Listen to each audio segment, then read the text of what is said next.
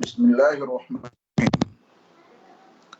الحمد للہ رب العالمین والصلاة والسلام على سید المرسلین وعلى آلہ واصحابہ وازواجہ وذریاتہ واہل بیتہ اجمعین اما بعد فاعوذ باللہ من الشیطان الرجیم بسم اللہ الرحمن الرحیم الف لام را تلک آیات الکتاب المبین انا انزلناہ قرآنا عربیا لعلکم تعقلون۔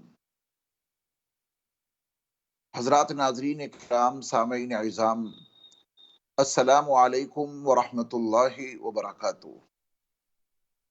خلاصہ تراویح پروگرام کے ساتھ آپ کی خدمت میں حاضر ہوں۔ قرآن مقدس کے 12ویں پارے میں ایک سورت ہے جس کا نام سورہ یوسف ہے، اور 13ویں پارے میں بھی اس کا ایک حصہ موجود ہے۔ سورہ یوسف نبی کریم صلی اللہ علیہ وسلم کی ذات گرامی پر آپ کی مکی زندگی میں ان حالات میں نازل ہوئی جب مکے میں آپ کے لیے زمین کو بہت حد تک تنگ کر دیا گیا تھا۔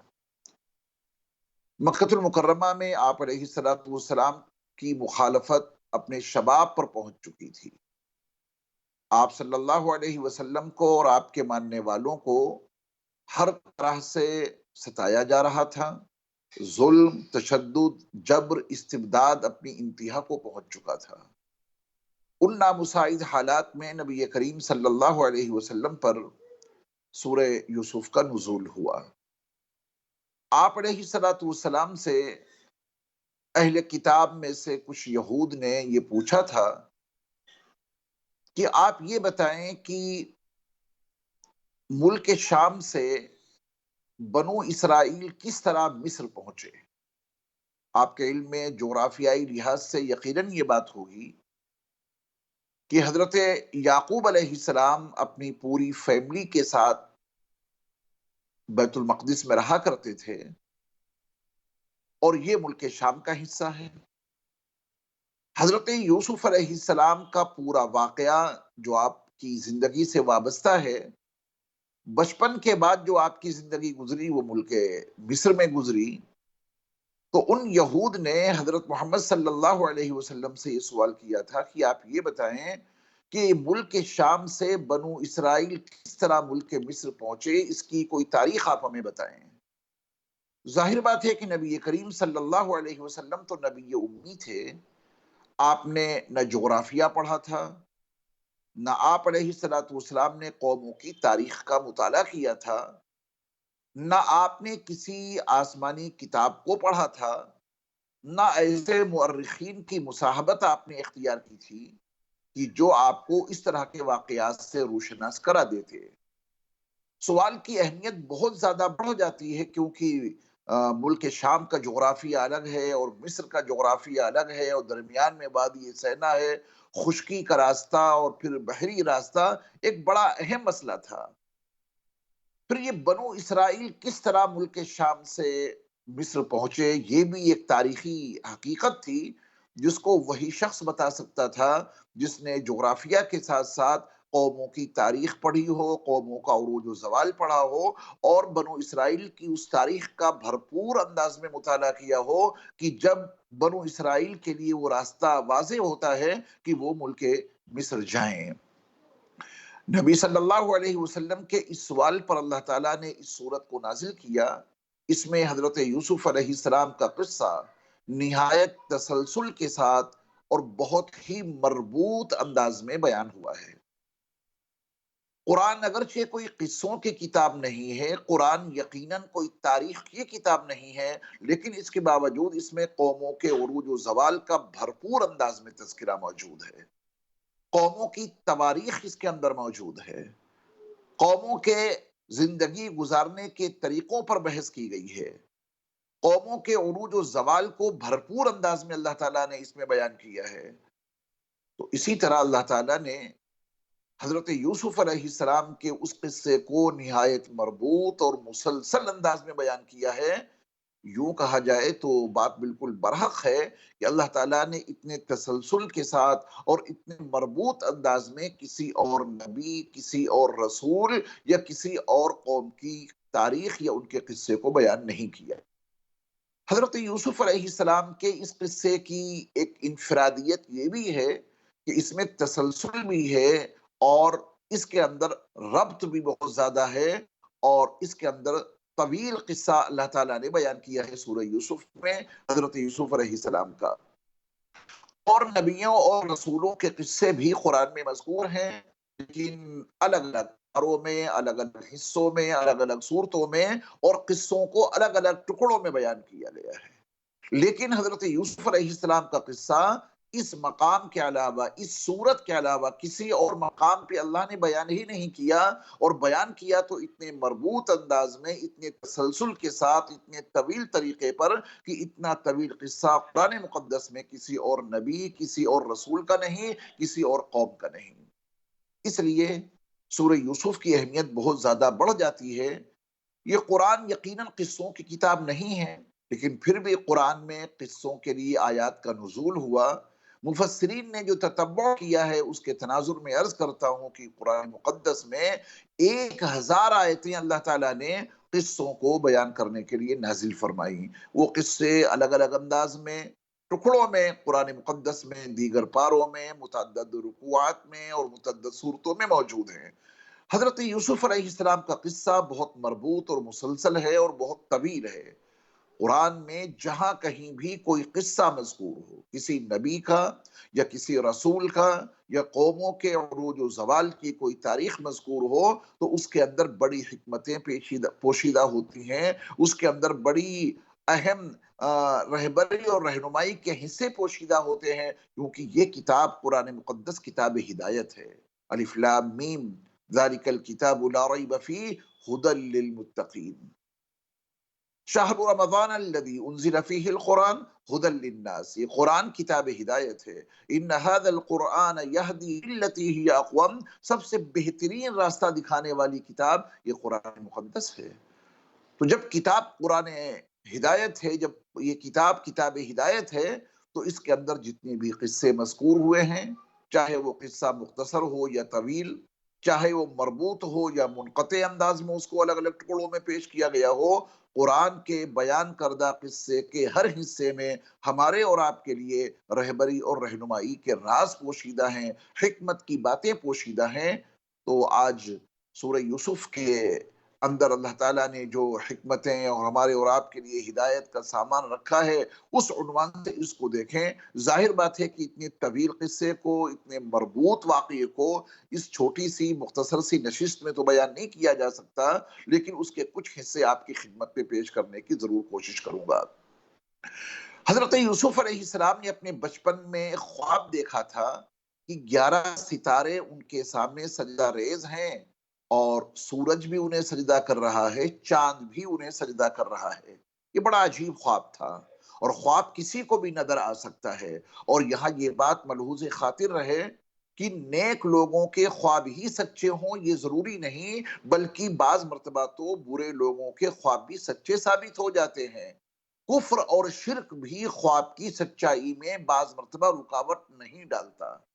خود حضرت یوسف علیہ السلام کے ساتھ جیل میں جن 2 نوجوانوں نے ایک خواب دیکھا تھا، اپنا اپنا خواب دیکھا تھا، الگ الگ خواب دیکھا تھا، یقیناً وہ مومن نہیں تھے، لیکن خواب ان دونوں کا بالکل سچا تھا۔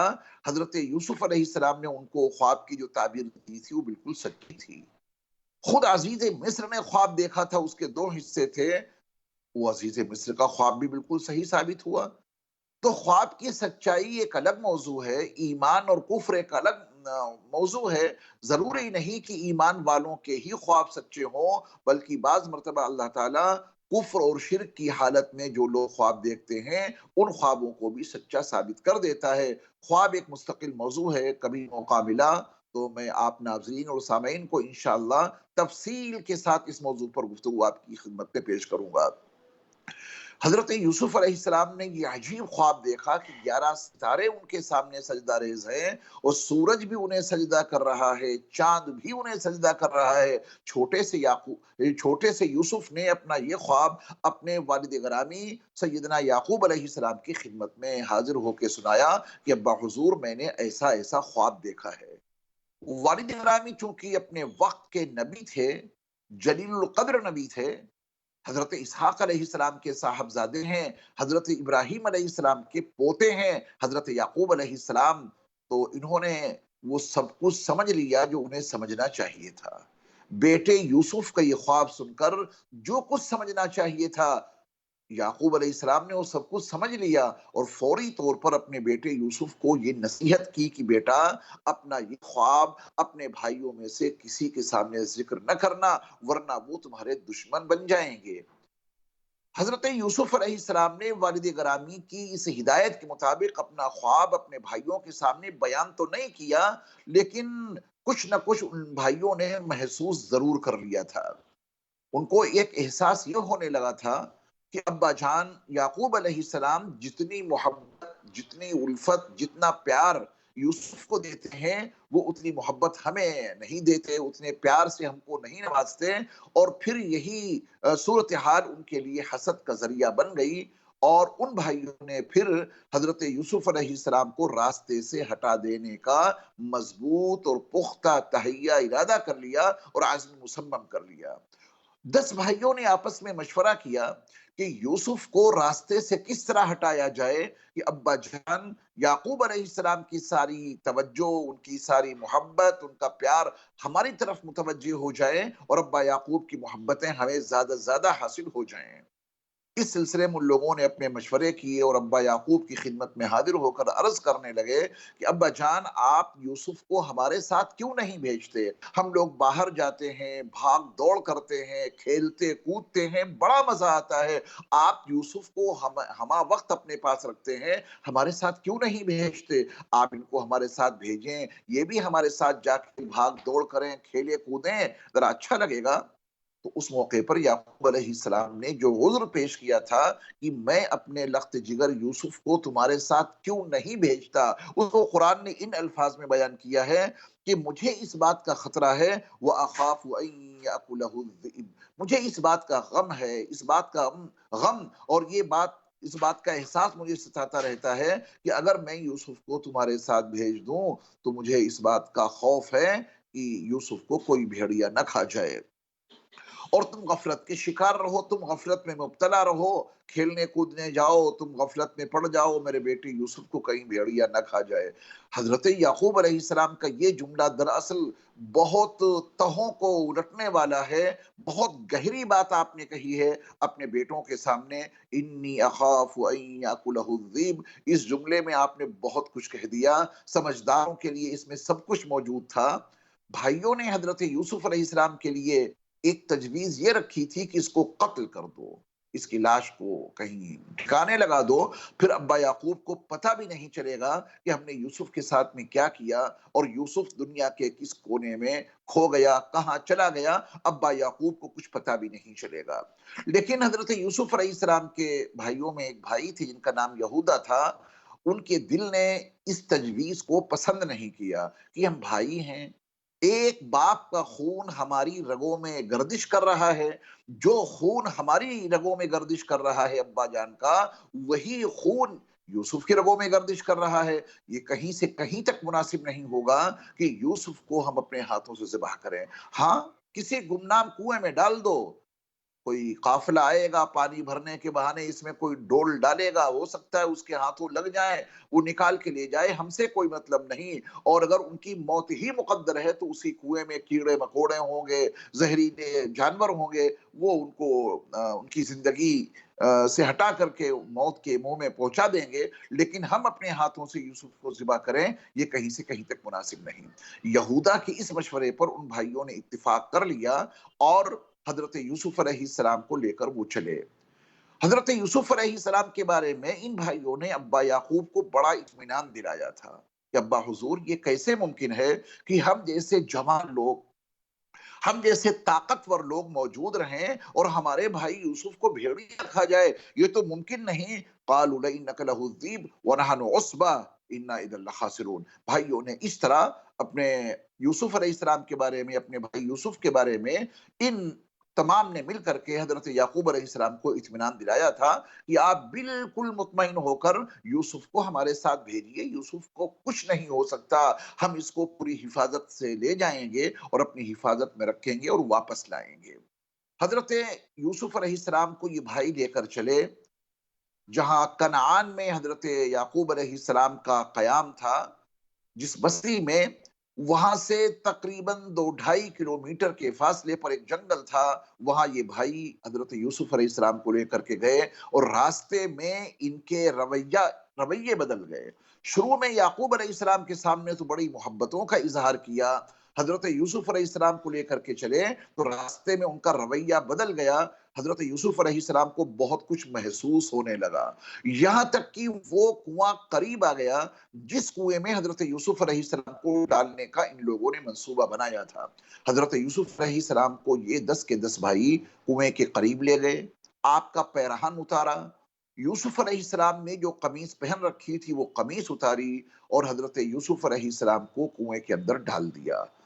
حضرت یوسف علیہ السلام کو کنویں کے اندر ڈالا ہے ان کے بھائیوں نے، قمیص اس لیے اتار لی کہ کوئی جانور ذبح کر کے اس کا خون اس قمیص میں لگائیں گے، اس قمیص کو اس جانور کے جھوٹے خون سے لت پت کریں گے اور رات کو چل کر ابا یعقوب کو مطمئن کر دیں گے کہ کیا بتائیں، ہم نے تو یوسف کو اپنے سامان کے پاس چھوڑ دیا تھا، ہم بھاگ دوڑ کرنے لگے، اتنے میں ایک بھیڑی آیا اور اس نے یوسف کو کھا لیا، بس ہم مجبور ہیں روتے دھوتے پہنچیں گے۔ یہ منصوبہ بھی ان لوگوں نے بنایا۔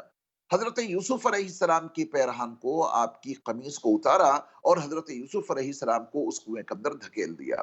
یہاں غور کرنے کی بات یہ ہے کہ اللہ تعالیٰ جب کسی کو کسی عظیم منصب پر فائز کرتا ہے تو اس کو دنیا میں مختلف آزمائشوں سے اللہ گزارتے ہیں۔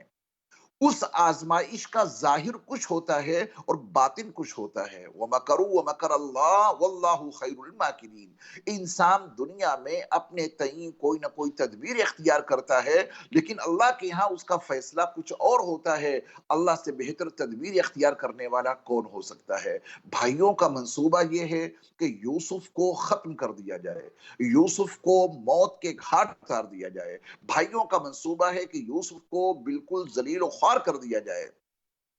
اللہ کا منصوبہ یہ ہے کہ یوسف کو مصر کے تخت شاہی پر بٹھلایا جائے، یہ اللہ کا منصوبہ ہے، اور اس منصوبے کی تکمیل کے لیے یہ کچھ حوادثات پیش آنے ضروری ہیں۔ اس منصوبے کی تکمیل کے لیے ایک انسان کے لیے اس نشیب و فراز سے گزرنا ضروری ہے۔ اللہ امتحان کی چکی میں پیس کر اور حالات کی نامساعدت سے گزار کر کسی عظیم منصب پر فائز کرتے ہیں۔ تو حقیقت یہ ہے کہ اللہ کا منصوبہ تو یہ ہے کہ یوسف علیہ السلام کو مصر کے تخت شاہی پر بٹھلایا جائے۔ بھائیوں کا منصوبہ یہ ہے کہ حضرت یوسف کو بالکل ختم کر دیا جائے، ان کو ضائع کر دیا جائے، ان کا وجود باقی نہ بچے، ان کا کوئی نام لیوا نہ ہو۔ حضرت یعقوب علیہ السلام اپنے بیٹے کے دیدار سے ہمیشہ کے لیے محروم رہ جائیں اور یوسف کو یہ اپنے راستے سے ہٹانا چاہتے ہیں۔ یہ ان بھائیوں کی چالاکیاں ہیں، یہ ان کا مکر و فریب ہے، یہ ان کی عیاری ہے، یہ ان کی حرکتیں ہیں، یہ ان کا مکر و فریب ہے۔ اور اللہ کا منصوبہ یہ ہے کہ یوسف کو اس حوالے سے کہ اس کو کنویں میں ڈالیں اور یوسف علیہ السلام کو یہاں سے نکال کے اللہ تعالیٰ تخت شاہی پر مصر میں فائز کرے، یہ اللہ کا منصوبہ ہے۔ آپ یقین جانیے اگر اس موقع پر یوسف علیہ السلام کے بھائیوں کو یہ پتہ چل جاتا، کسی بھی زاویے سے ان کو یہ معلوم ہو جاتا کہ آج اس کنویں میں جس کو ڈالا جائے گا وہی مصر کا بادشاہ بنے گا، تو آپ یقین جانیے ہر بھائی یہ چاہتا کہ آج مجھے پہلے دھکا دے کے اس میں گرایا جائے، اور بھائیوں سے کہتا کہ بھائی یوسف کو نہیں بلکہ مجھے دھکا دے کے اس میں ڈالو، دوسرا کہتا کہ اس کو نہیں بلکہ مجھے دھکا دو تاکہ میں اس کے اندر گروں، کیونکہ آج جو اس کے اندر گرے گا وہی مصر کا بادشاہ بنے گا۔ لیکن اللہ تعالیٰ نے اپنے اس منصوبے کو چھپا کر کے رکھا اور ان لوگوں نے یوسف علیہ السلام کو کنویں کے اندر ڈال دیا۔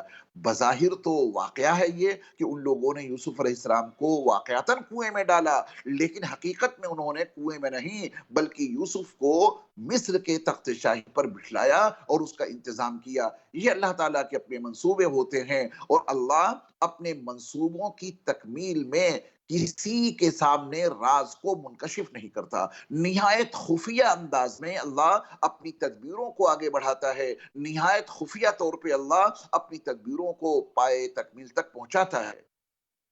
उन लोगों ने हजरत यूसुफ अलैहिस्सलाम की इस पैराहन को उतारा, कमीज को खून में लथपथ किया, रात को धोते रोते धोते ये लोग हजरत याकूब अलैहिस्सलाम की खिदमत में हाजिर हुए और आके अर्ज किया कि अब्बा जान, हकीकत ये है कि यूसुफ को भेड़िया खा गया। सच्ची बात ये है कि हम यूसुफ अलैहिस्सलाम से जरा से गाफिल हुए, कहीं दूर खेलने भागने दौड़ने चले गए, इतने में एक भेड़िया आया और यूसुफ अलैहिस्सलाम को खा गया। ये देखिए उसकी कमीज है जो खून में लथपथ है। हजरत यूसुफ अलैहिस्सलाम ने उस कमीज को देखा, कमीज में कहीं से कहीं तक कोई शगाफ नहीं, कमीज कहीं से कहीं तक फटी नहीं। हजरत यूसुफ अलैहिस्सलाम ने कमीज को देखकर महसूस कर लिया कि मेरे बेटे यूसुफ को भेड़िए ने नहीं खाया, इन्हीं ने कोई ऐसा अमल किया है, इनकी कोई ऐसी हरकत है जिसके नतीजे में यूसुफ के साथ में कोई वाकया पेश आया होगा। ये तय है कि यूसुफ को भेड़िए ने नहीं खाया। कितने समझदार थे वो भेड़िए कि यूसुफ को खा गए और यूसुफ की कमीज नहीं फटी। तो हजरत याकूब अलैहिस्सलाम ने उस मौके पे फरमाया था, फसब्रुन जमील वल्लाहुल मुस्तान अला मा तसिफून। मैंने तो सब्र जमील इख्तियार कर लिया और जो कुछ तुम बयान दे रहे हो इस पर मैं अपने अल्लाह से ही मदद चाहता हूँ, अल्लाह ही मेरी मदद करेगा।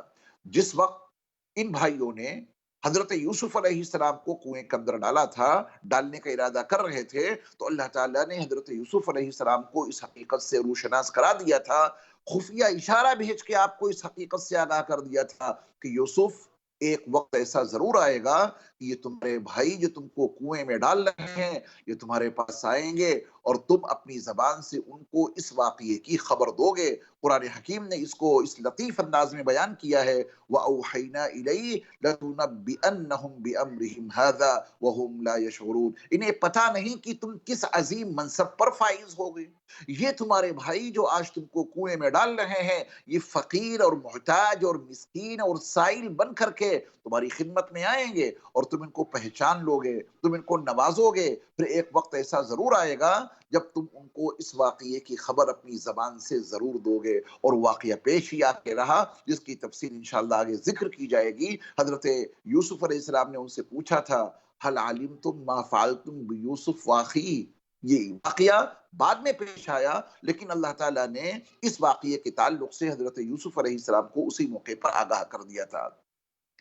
पैराहन यूसुफ में बड़ी अजीब चीज थी, यानी हजरत यूसुफ अलैहिस्सलाम का जो कुर्ता था, आपकी जो कमीज थी, उसके भी बड़े अजाइबात हैं, बड़ी अजीब खवारिक आदत चीजें उसके अंदर पोशीदा हैं। आप देखें कि हजरत यूसुफ अलैहिस्सलाम की कमीज लेकर जब ये भाई कनान से बिल्कुल करीब तकरीबन 2-2.5 किलोमीटर के फासले पर जो जंगल था वहां से इस कमीज को लेकर चले, लेकिन कनान में मौजूद हजरत याकूब अलैहिस्सलाम को यूसुफ की खुशबू नहीं आई। ये अल्लाह की तदबीर का एक हिस्सा है, ये अल्लाह के मंसूबे की तकमील का एक हिस्सा है। अगर हजरत याकूब अलैहिस्सलाम को उस जंगल से हजरत यूसुफ की खुशबू आ जाती तो हजरत याकूब अलैहिस्सलाम तो दौड़े दौड़े जाते और उस कुएं से अपने बेटे यूसुफ को निकाल लेते, फिर अल्लाह का मंसूबा कैसे पूरा होता। इसलिए अल्लाह ताला ने हजरत यूसुफ की कोई खुशबू इस जंगल से कनान तक जो बहुत करीब है नहीं भेजी। लेकिन जब हजरत यूसुफ अलैहिस्सलाम मिस्र के बादशाह बन जाते हैं और इनके भाई तीसरी मरतबा पहुंचे हैं गल्ला लाने के लिए, हजरत यूसुफ अलैहिस्सलाम को याकूब अलैहिस्सलाम से दूर हुए एक जमाना गुजर चुका है, तकरीबन 40 साल का अरसा गुजर चुका है। हजरत यूसुफ अलैहिस्सलाम ने अपनी कमीज दी अपने भाइयों को और ये कहा कि अब्बा मेरे गम में रोते रोते उनकी आंखों की बीनाई मुतासिर हो चुकी है, वह भी यद्दत आईना, ये मेरा कमीज ले जाओ, ये मेरा पैरहन ले जाओ, अब्बा हुजूर के सर पे डाल देना, अल्लाह की जात से उम्मीद है कि उनकी आंखों की रोशनी वापस आ जाएगी। जैसे ही भाइयों का ये काफिला मिस्र से पैराहन यूसुफ को लेकर चला है, ताज्जुब की इंतहा नहीं रहती कि कनान में बैठे हुए हजरत याकूब अलैहिस्सलाम कह रहे हैं इन्नी लाजिदु रिह यूसुफ, आज तो मुझे यूसुफ की खुशबू आ रही है। आप गौर फरमाएं, कहाँ मिस्र, कहाँ कनान। मिस्र से वो भाई पैराहने यूसुफ को लेकर जैसे ही चले हैं तो कनान में बैठे हुए हजरत याकूब अलैहिस्सलाम फरमा रहे हैं कि आज मुझे मेरे बेटे यूसुफ की खुशबू आ रही है। लोगों ने आपको बड़े ताने दिए कि आप यूसुफ को नहीं भूल रहे हैं, इतना तवील तरीन जमाना गुजर गया, आप यूसुफ को याद करते रहते हैं और आज आपको यूसुफ की खुशबू आ रही है। कहाँ यूसुफ, कहाँ यूसुफ, कैसे तुमको यूसुफ मिल सकते हैं, यूसुफ नहीं मिलेंगे। ये आपकी एक सोच है, लेकिन ये बयान किसी और का नहीं था, ये अल्लाह के नबी का बयान था कि आज मुझे यूसुफ की खुशबू आ रही है। इन्नी लाअजिदु रिह यूसुफ, आज मुझे यूसुफ की खुशबू महसूस हो रही है। आप गौर फरमाएं कि पैराहने यूसुफ की जो करिश्मा साजी है वो ये कि जंगल से जब वो पैराहने यूसुफ लेकर के चले हैं भाई, तो अब्बा याकूब को खुशबू नहीं आई, लेकिन जब अल्लाह का मंसूबा मुकम्मल हो गया और हजरत यूसुफ अलैहिस्सलाम मिस्र के बादशाह बन गए, वहां से पैराहन को लेकर के चले हैं तो हजरत यूसुफ को उनकी खुशबू आई। यहाँ तक कि जब भाइयों का वो काफिला कनान पहुंचा और हजरत यूसुफ अलैहिस्सलाम की उस कमीज को हजरत याकूब अलैहिस्सलाम के रुख मुबारक के ऊपर, आपके चेहरे के ऊपर उस कमीज को डाला गया, तो कुरान का बयान है फरतद्द बसीरा, हजरत याकूब अलैहिस्सलाम आंखों वाले हो गए। ये दो वाकयात आपके पैरहन से वाबस्ता हैं। आपके पैरहन ने एक और अजीब कमाल ये किया था कि जब आप अजीज मिस्र के घर में रह रहे थे और अजीज मिस्र की बीवी के इरादे कुछ बदल गए थे, बुराई के ऊपर वो आमादा हो चुकी थी, उसका उसने पूरा इंतजाम कर लिया था, कब्रों के अंदर ले जाके आपको बंद कर लिया था, लेकिन हजरत यूसुफ अलैहिस्सलाम पाक दामन थे। वलक़द हम्मत बिही, अजीज मिस्र की बेगम ने, उसकी शरीक हयात ने पूरा बुरा इरादा कर लिया था कि मुझे ये बुरा काम करवाना है यूसुफ से। लेकिन कुरान का बयान ये है कि हजरत यूसुफ अलैहिस्सलाम बिल्कुल पाक दामन रहे।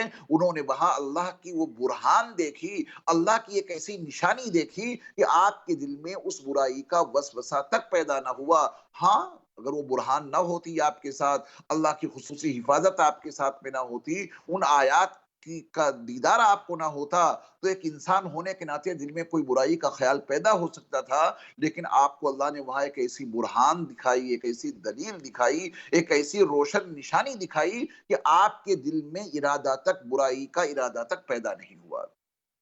जब बाहर निकले, पीछे पीछे अजीज मिस्र की शरीक हयात थी, दरवाजे पे ही अजीज मिस्र मौजूद मिले, तो जुलेखा की हरकतों की वजह से यूसुफ अलैहिस्सलाम का जो कुर्ता था, पीछे का दामन फट गया था, क्योंकि वो आपको पकड़ रही थी और आप भाग रहे थे, तो पीछे का दामन ये फट गया था अजीज मिस्र की बीवी की हरकतों की वजह से। और जैसे बाहर निकले तो अजीज मिस्र से उसकी शरीक हयात ने कहा कि जो शख्स तुम्हारी बीवी के साथ में बुरा काम करना चाहे, आप बताएं आपका उसके साथ में क्या बर्ताव होगा।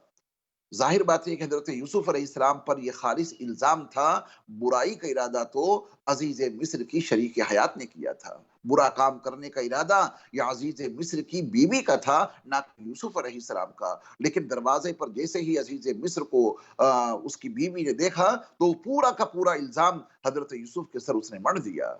ऐसे मौके पर हजरत अबू हुरैरा रज़ी अल्लाह तआला अन्हु की रिवायत के मुताबिक और इसी तरह हजरत अब्दुल्लाह इब्न अब्बास रज़ी अल्लाह तआला अन्हुमा की रिवायत के मुताबिक उन्हीं के खानदान का एक छोटा सा बच्चा था, उसने खिलाफ तवक्को गवाही दी। अल्लाह ताला ने उसको कुव्वत गोयाई अता की और उस मासूम से बच्चे ने गवाही दी, और गवाही में उसने किसी की हिमायत और किसी की मुखालफत नहीं की, बल्कि उसने एक वाज़ेह तौर पे कानून बताया, एक कानून को सुनाया कि देखो यूसुफ का पैरहन और यूसुफ का कुर्ता फटा किधर ज़्यादा से से है। मुनाफ़ा अगर शामिल यूसुफ अलैहिस्सलाम का कुर्ता सामने से फटा है तो यूसुफ झूठे हैं जो अपने आप को पाक दामन बता रहे हैं। अगर वो कुर्ता सामने से फटा है तो यूसुफ झूठे साबित होंगे, जुर्म यूसुफ पर साबित हो जाएगा, और जो अजीज मिस्र की शरीक हयात है उसकी पाक दामनी जाहिर हो जाएगी। लेकिन अगर यूसुफ का ये पैरहन और यूसुफ का ये कुर्ता पीछे से फटा है तो फिर यूसुफ सच्चे और पाक दामन है,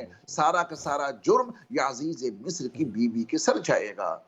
उस मासूम जी, से बच्चे ने আল্লাহ की कुदरत से जो गोयाई আমাদের की अल्लाह ने 10-15 उसको उस মিনিটের बचपन ভিতরে में শেষ হয়ে कुव्वत যাবে কথা। गोयाई এরপরে दी, আমরা उसको तकल्लुम की নম্বর দিয়ে कुव्वत से দিবেন। मालामाल किया, तो उसने किसी की हिमायत में ये नहीं कहा कि यूसुफ सच्चे हैं রাইট, या রাইট। मुजरिम जुलेखा हैं, बल्कि उस बच्चे ने एक অবশ্যই। লাস্ট आम 5 মিনিট। दस्तूर बताया कि कुर्ता देखो किधर से फटा है। ये पैराह ने यूसुफ की तीसरी करिश्मा साजी देखिए, वो पीछे से कुर्ते का फटा होना, वो यूसुफ अलैहिस्सलाम की सदाकत और आपकी सच्चाई और आपकी इफ़्फ़त और आपकी इस्मत और आपकी पाक दामनी के सबूत का एक बहुत ही bayyin ज़रिया और बहुत ही bayyin शहादत बनी। चुनांचे जब कुर्ता देखा गया, तो बजाय इसके कि वो कुर्ता आगे से फटा होता, वो कुर्ता पीछे से हकीकत में फटा हुआ था, जिसके नतीजे में अजीज मिस्र की शरीक हयात पर वो जुर्म साबित हुआ। लेकिन इसके बावजूद अजीज मिस्र की शरीक हयात ने अपने इरादों में कोई कमी नहीं की। उस मौके पर अजीज मिस्र ने अपनी बीवी से ये कहा था कि वस्तगफिरी लिज़म्बिक, अपने गुनाह से तौबा कर ले, अल्लाह से माफी तलब कर ले, मगफिरत चाह, इन्नकी कुन्ति मिनल खातिईन, हकीकत ये है कि तू ही खताकारों में से है। ये गलती तुझसे साबित हुई है, तुझसे सादिर हुई है, अपने अपने गुनाह की माफी चाह और अपने गुनाह के लिए इस्तिगफार कर। यानी अजीज मिस्र को ये बात शक और शुबा के दर्जे में नहीं बल्कि यकीन के दर्जे में मालूम हो चुकी थी कि उसकी बीवी ही मुजरिम है, जुर्म का इर्तिकाब यूसुफ ने नहीं किया है। दरमियान में और भी वाकयात का हिस्सा है, लेकिन उसको जिक्र किए बगैर हजरत यूसुफ अलैहिस्सलाम को जेल खाने में अजीज मिस्र की बीवी ने पहुंचा ही दिया। उसने कहा था कि जो मेरा इरादा है, अगर यूसुफ उस मंसूबे को, मेरे इरादे को पूरा नहीं करते, मेरी ख्वाहिश की तकमील नहीं करते, तो मैं इनको जेल जरूर डलवा दूंगी, जेल में जरूर पहुंचा दूंगी, इनको जेल खाने की सलाखों के पीछे डलवा कर रहूंगी। ये बात उसने कही थी। और हजरत यूसुफ अलैहिस्सलाम किसी भी जाविये से किसी बुरे काम के करने का इरादा भी नहीं कर पा रहे थे। किसी बुरे काम करने का इरादा करते तो कैसे करते, अल्लाह ने उनको इस्मत से और इफ़्फ़त से नवाजा था। इसलिए यूसुफ अलैहिस्सलाम ने अल्लाह ताला से दरख्वास्त की कि या अल्लाह, जेल खाने में जाना मुझे ज्यादा पसंद है बनिस्बत उस काम के कि जिसके लिए अजीज मिस्र की बीवी मुझको आमादा कर रही है। क़ाल रब्बि सिज्नु अहब्बु इलैया मिम्मा यदऊननी इलैहि, ऐ अल्लाह, जिस काम के लिए मुझे ये मदऊ कर रहे हैं, या अल्लाह, इसके बिल मुकाबिल में जेल खाने में जाना पसंद करता हूँ ताकि वहाँ इफ़्फ़त और इस्मत की जिंदगी गुजार सकूँ। इस बुरे काम से मैं अपने आप को दूर रखना चाहता हूँ। वो हालात बने कि हजरत यूसुफ अलैहिस्सलाम को जेल खाने में डाल दिया गया। हजरत यूसुफ अलैहिस्सलाम को जब जेल खाने में डाला गया, तो दो नौजवानों को भी जेल हुई और वो भी अपने इल्जाम के तहत में जेल खाने में मौजूद हैं। अब जेल खाने में जो मिस्र के बाशिंदे हैं, उनकी हिमायत के लिए, उनकी वकालत के लिए, उनकी सरपरस्ती के लिए उनके खानदान के लोग मौजूद थे। केस चलता था, अपनी सफाई देने का मौका भी मिलता था। लेकिन उस जेल खाने में, उसके खाने में जो জি, यूसुफ हैं, इनका तो वहाँ कोई शनासा শাওন नहीं, ভাই। इनका तो कोई जानने वाला नहीं, इनका तो कोई खानदान का बच्चा वहाँ नहीं, कोई हिमायत करने वाला नहीं। बज़ाहिर असबाब ये हैं कि यूसुफ को जिंदगी के आखिरी सांस तक जेल में ही रहना होगा, ये जाहिर है, এটা क्योंकि उनकी हिमायत करने वाला कोई नहीं। और उनकी हिमायत में बोलेगा भी कौन? अजीज मिस्र की बीवी की सिफारिश पर हजरत यूसुफ को जेल खाने में डाला गया है। तो जब बीवी, अजीज मिस्र की बीवी की सिफारिश पर वो अंदर गए हैं, तो कौन है जो उनको बाहर निकाले? कौन से वो असबाब हैं जिनकी बुनियाद पे आप बाहर आएंगे? बज़ाहिर तो कोई असबाब नहीं, लेकिन अल्लाह का मंसूबा कुछ और है। अल्लाह का मंसूबा यूसुफ को इस जेल खाने में पहुंचाकर अजीज मिस्र के जरिया से, अजीज मिस्र की बीवी के जरिया से इस जेल खाने में पहुंचाकर आपको मिस्र के तख्त शाही पर बिठलाने का मंसूबा हमारे अल्लाह का है। आप यकीन जानिए, मिस्र के बड़े मुत्तकी परहेजगार लोग, जो भी उस दौर के अच्छे लोग होंगे, आप उनके बारे में तसव्वुर करें कि अगर उनको ये मालूम हो जाता कि आज अजीज मिस्र की बीवी के इल्जाम के नतीजे में जिस शख्स को जेल खाने की सलाखों के पीछे डाला जा रहा है, यही तो आइंदा मुस्तकबिल करीब में, আসসালামু फ्यूचर আলাইকুম में ওয়া मिस्र का রাহমাতুল্লাহি ওয়া बादशाह বারাকাতুহু। बनेगा। تو تمام نیک لوگ الحمد للہ عزیز رب مصر کی العالمین، بیوی کی خدمت میں حاضر ہو کے یہی والصلاة کہتے ہیں نا والسلام على کہ سید الانبیاء عزیز مصر والمرسلین کی نبینا شریک محمد حیات وعلى آلہ یہ وصحبہ الزام اجمعین یوسف پر مت لگا، وعلى من یہ تبعهم الزام مجھ پر لگا بإحسان دے، إلى يوم اور الدین. یہ الزام مجھ پر لگا کہ مجھ کو جیل اما خانے بعد میں ڈلوا دے، فاعوذ باللہ کیونکہ ان من کو معلوم الشیطان ہو جاتا الرجیم. کہ جو آج بسم جیل اللہ خانے میں الرحمن اس الزام الرحیم. کی بنیاد پہ جائے گا وَإِذَا وہی سَأَلَكَ مستقبل میں عِبَادِي مصر کا بادشاہ بنے گا، لیکن اللہ اپنی تدبیروں کو اپنے تئیں اختیار فرماتے ہیں، اللہ اپنے منصوبوں کو نہایت خفیہ انداز میں آگے بڑھاتے ہیں، اس کی خبر کسی کو نہیں ہوتی۔ حضرت یوسف علیہ السلام جیل خانے میں ڈال دیے گئے، دو نوجوان بھی کسی جرم میں اندر آئے ہیں، ان نوجوانوں نے اس جیل خانے کے اندر رہتے ہوئے خواب دیکھے، الگ الگ خواب ہے دونوں کا۔ ایک نوجوان نے خواب یہ دیکھا کہ وہ شراب کشید کر رہا ہے، شراب نچوڑ رہا ہے، شراب تیار کر رہا ہے، خواب میں اس نے دیکھا۔ اور دوسرے نے خواب یہ دیکھا کہ اس کے سر پہ ایک ٹوکری ہے، اس میں کچھ روٹیاں ہیں، پرندے آ رہے ہیں، ان روٹیوں کو لے جا رہے ہیں اپنے پنجوں سے پکڑ پکڑ کر۔ تو ان دونوں نوجوانوں نے اپنے اپنے یہ خواب دیکھے اور ان کو ایک طرح کی گھبراہٹ محسوس ہوئی۔ اب وہ اپنے ان خوابوں کی تعبیر جاننا چاہتے ہیں۔ ظاہر بات ہے کہ عام طور پہ تو جیلوں میں بدماش اور مجرم لوگ جاتے ہیں، قاتل لوگ جاتے ہیں، اور دیگر جرم کرنے والوں کی جگہ جیل خانہ، وہاں بھلے لوگوں کا اور اچھے لوگوں کا کیا کام۔ تو ان دونوں نوجوانوں نے حضرت یوسف علیہ السلام کی شخصیت کو دیکھا، کتنا حسن ہے اور کتنا جمال ہے، پیشانی سے نور ٹپکتا رہتا ہے، وجود اتنا اچھا ہے، بھلائی بھلائی ہے ان کے اندر۔ تو ان نوجوانوں نے حضرت یوسف علیہ السلام کو جب دیکھا تو بہت متاثر ہوئے، ان کے ضمیر نے ان کو آواز دی کہ تمہارے خوابوں کی تعبیر اگر کوئی دے سکتا ہے تو اس جیل خانے میں یوسف کے علاوہ کوئی اور نہیں، چلو انہی کی خدمت میں چلتے ہیں اور اپنے خواب کا تذکرہ ان کے سامنے کرتے ہیں، ہمیں امید ہے کہ یوسف ہمارے خوابوں کی تعبیر ہمیں ضرور دے دیں گے۔ وہ دونوں نوجوان حضرت یوسف علیہ السلام کی خدمت میں آئے اور اپنا اپنا خواب بیان کیا۔ حضرت یوسف علیہ السلام نے اسی زندان میں، اسی قید خانے میں، اسی جیل خانے میں دعوت کا کام شروع کیا اور ان سے یہ کہا کہ تم کو تمہارے خوابوں کی تعبیر ضرور بتاؤں گا، تمہارا جو کھانا آتا ہے کھانے کے لیے، اس کھانے کے آنے سے پہلے پہلے تم کو تمہارے خوابوں کی تعبیر بتا دوں گا، لیکن تعبیر بتانے سے پہلے میری چند باتیں سن لو، وہ بہت اہم اور ضروری باتیں ہیں جو میں تم سے شیئر کرنا چاہتا ہوں، تم کو بتانا چاہتا ہوں۔ حضرت یوسف علیہ السلام نے ان کو بتایا کہ اللہ تعالیٰ نے خوابوں کی تعبیر کا علم مجھ کو عطا کیا ہے، اور یہ اللہ تعالیٰ کی خصوصی عطا مجھے حاصل ہے۔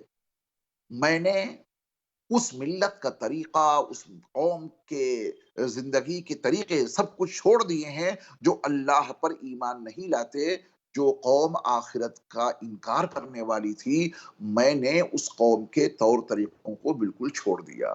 جو اللہ پر ایمان نہیں لاتی جو قوم، اور جو قوم آخرت کی منکر ہے، میں نے اس قوم کی اتباع چھوڑی، میں نے اس قوم کا طریقہ چھوڑا، اور میں نے اپنے باپ، اپنے آبا و اجداد ابراہیم اور اسحاق اور یعقوب کی ملت کی پیروی کی۔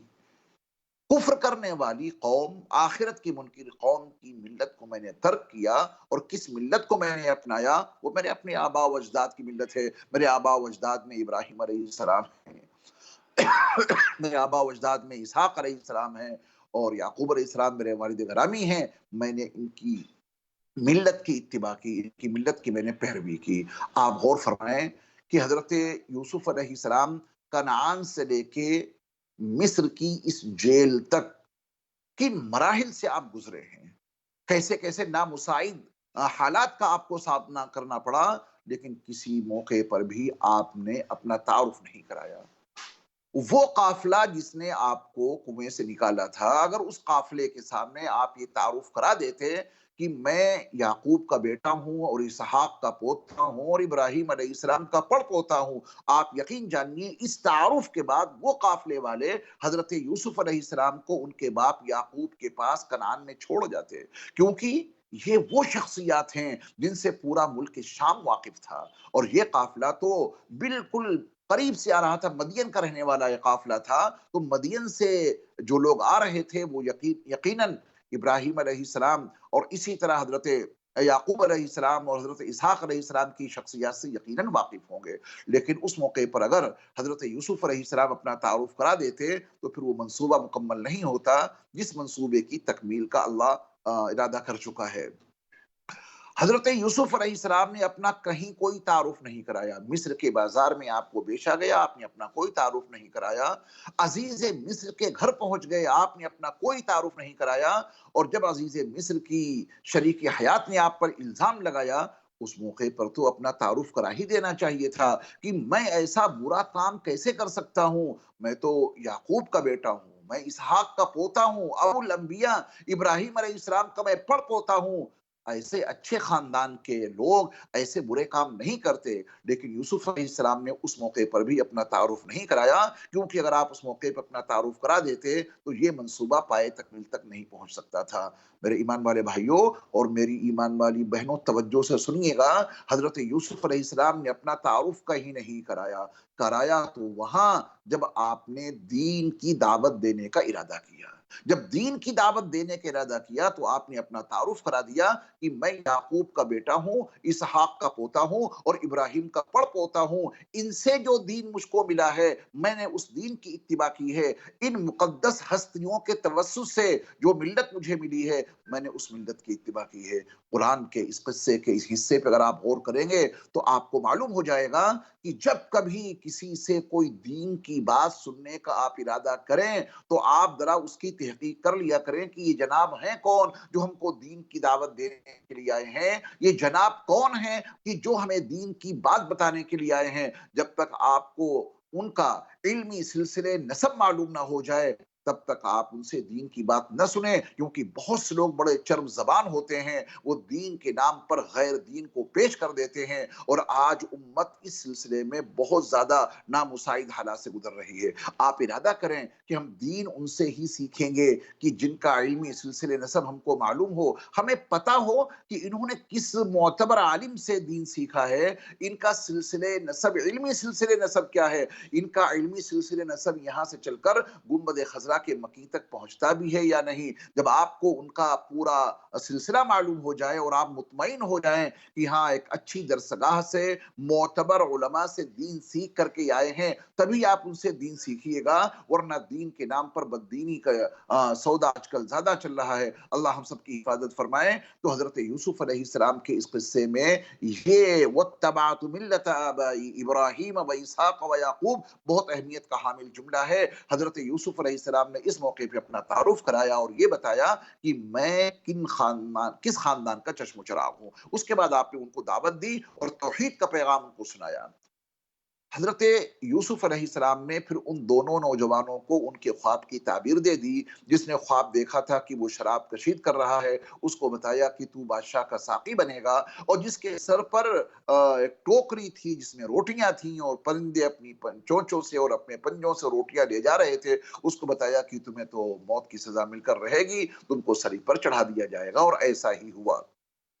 حضرت یوسف علیہ السلام نے اس کے بارے میں یہ تعبیر دی تھی کہ تو بادشاہ کا ساقی بنے گا، اس سے کہا تھا کہ ذرا میرا بھی تذکرہ کر دینا بادشاہ سلامت کے پاس، کیونکہ حضرت یوسف علیہ السلام تو اکیلے ہیں نا وہاں، کوئی آپ کی سفارش کرنے والا نہیں، کوئی آپ کی حمایت کرنے والا نہیں۔ تو حضرت یوسف علیہ السلام نے اس سے کہا تھا کہ اذکرنی عند ربک، ذرا اپنے بادشاہ کے پاس میرا بھی تذکرہ کر دیجئے گا۔ لیکن اللہ تعالیٰ نے غیبی طریقے پر اس شخص کو حضرت یوسف علیہ السلام کی یہ گزارش بھلوا دی، اس کو یاد نہیں رہا، اور کبھی بھی حضرت یوسف کا کوئی تذکرہ وہ ساقی بادشاہ کے سامنے نہیں کر سکا۔ اللہ کا منصوبہ یہ تھا کہ یوسف اللہ کے نبی ہیں، اللہ کے رسول ہیں، اللہ کا نبی، اللہ کا رسول کسی بادشاہ کے سامنے اپنی ضرورت لے کر کے جائے اور اللہ کا نبی، اللہ کا رسول بادشاہ کے سامنے جھکے، اللہ کو یہ منظور نہیں تھا۔ اللہ کا منصوبہ یہ تھا کہ بادشاہ کو یوسف کے سامنے جھکایا جائے، اس لیے وہ ساقی تو آپ کا تذکرہ کرنا بھول گیا، اللہ نے خود بادشاہ کو بڑا عجیب و غریب خواب دکھایا۔ بادشاہ نے یہ خواب دیکھا کہ 7 دبلی گائیں ہیں، 7 موٹی گائیں ہیں، دبلی گائیں موٹی گایوں کو کھا گئیں۔ یہ بڑا عجیب خواب تھا۔ 7 ہری بالیاں ہیں، 7 سوکھی بالیاں ہیں، یہ بھی خواب بڑا عجیب تھا۔ بادشاہ نے اپنے خواب کی تعبیر جاننے کے لیے اپنے درباریوں کے سامنے اپنے خواب کا تذکرہ کیا، اور تمام درباریوں نے ہاتھ کھڑے کر دیے کہ ہم اس کی تعبیر نہیں دے سکتے۔